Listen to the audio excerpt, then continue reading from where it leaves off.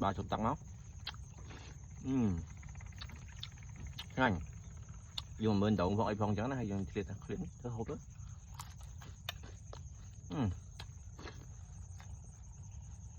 Nhanh cái bông con ngọt nữa mấy nhóm bốn chan bộ tạch linh trời nè tôi với nhóm tập chan bộ này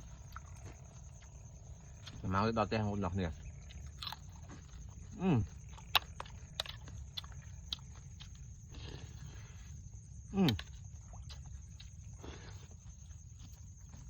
Lít sật.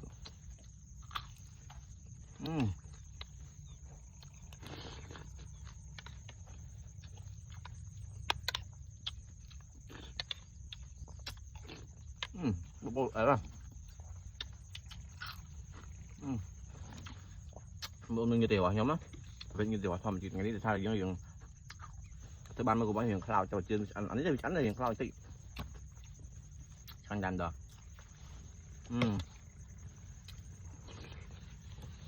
Ủa ta phải bài một con trắng á.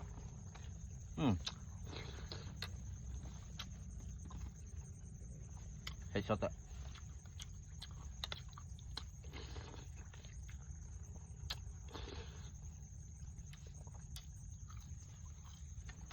rồi đấy mình ăn cái con trắng đó hay